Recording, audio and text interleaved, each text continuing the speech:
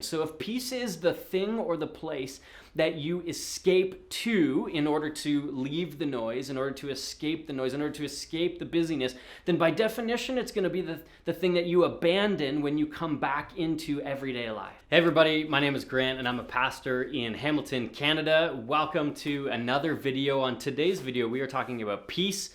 What is it? How do you experience it? And why is it important at Advent?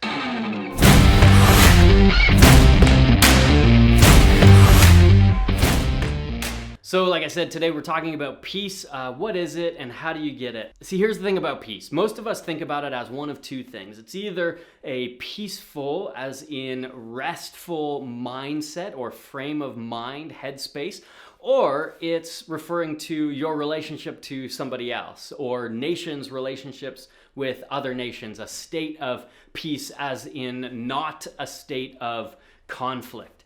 And those definitions aren't bad, but in Advent, we celebrate peace and we anticipate God's gift of peace to the world.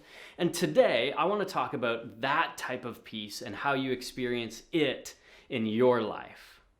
See, the Bible talks about peace really in three ways, or in one way, referring to three different relationships. Peace is a wholeness or rightness of relationship between people. So again, you can see how it might be linked to a lack of conflict, but it's so much more than that. In the Bible, you can experience peace with God, you can experience peace with others, and you can experience peace with yourself. And I think that we often focus on those second two definitions of peace, peace with others and peace with yourself, far more than we focus on the idea of peace with God. And the reality is that the peace that the Bible talks about as God's gift to you and the peace that we anticipate at Christmas time during Advent really has more to do with that first idea of peace, your peace with God. Because at the end of the day, you're not going to experience peace in your relationship with others in the way that God intends, and you're certainly not going to experience peace with yourself in the way that God intends unless you first experience peace with God. Jesus says in the book of John to his disciples and to you this. He promises the gift of the Holy Spirit, and then he says, "Peace I leave with you, my peace I give to you. I do not give as the world gives," that is anticipating something in return, or, if you earn it, you're going to get it, "but I give to you my peace." He says, "Do not let your hearts be troubled and do not be afraid."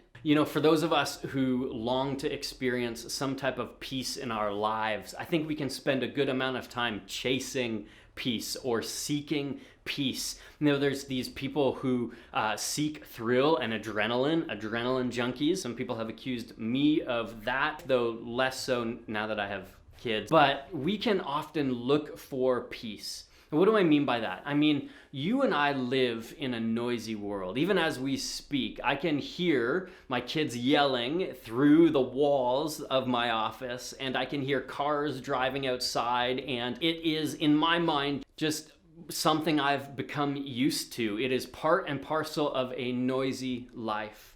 But when I think about peace, I picture a place. I picture places that are peaceful places for me. For example, my family's cottage that my parents bought a few years ago, it's become a place of solitude and rest for my family, both my immediate and extended family. And it is a place where I go to experience peace. Growing up, I would go on these canoe trips with friends and family. And again, being outside in nature is a peaceful place for me. But here's the problem with that idea or definition of peace. It's that day to day, our lives can be noisy. Day to day, our lives can be busy. Day to day, our lives can be the opposite of what we would describe as peaceful. And yet God still desires for you to experience peace in the midst of that. And so if peace is the thing or the place that you escape to in order to leave the noise, in order to escape the noise, in order to escape the busyness, then by definition, it's going to be the thing that you abandon when you come back into everyday life.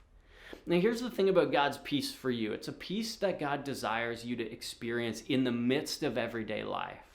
While you're in the noise, while you're in the busyness, while you're in Sometimes the struggle of life, God desires for you to experience peace.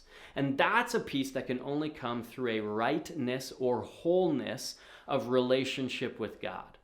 Because it's out of that place, it's out of your certainty as someone who is loved by God that you can live in peace regardless of the ups and downs that life may throw your way.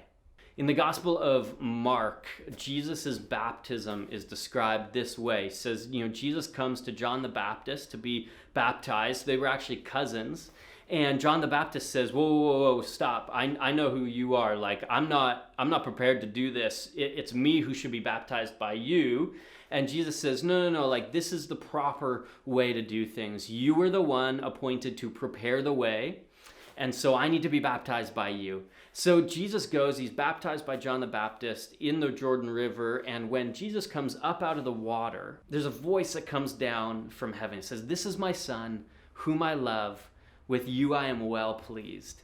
That is a peaceful place. See, Jesus' life was not going to be peaceful by our standards. But let's look at some of the things that Jesus went willingly into. Conflict with the Pharisees and Sadducees. Conflict with other followers of other rabbis. He taught, he healed, he cast out demons. Like, these are not things that are peaceful in the way that we describe peace. And yet Jesus' relationship with God the Father was right. It was whole from the beginning.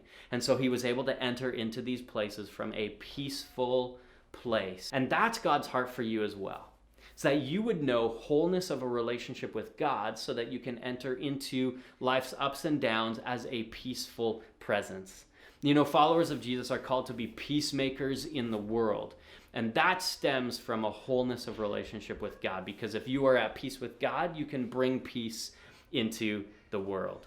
And that's ultimately the call on your life and on my life. And so in Advent, as we wait in anticipation for God's gift of peace, ultimately, Jesus' birth and his life and his death and his resurrection that would lead to wholeness of relationship between humanity and God, we also get to live on this side of the cross and know, if you call yourself a follower of Jesus, you also need to call yourself a peacemaker.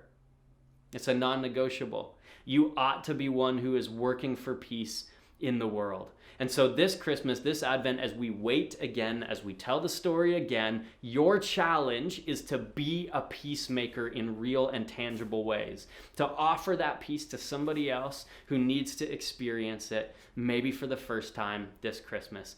Okay, that's it for this 2-Minute Tuesday. I love you. I'm praying for you. Go and be peacemakers in the world.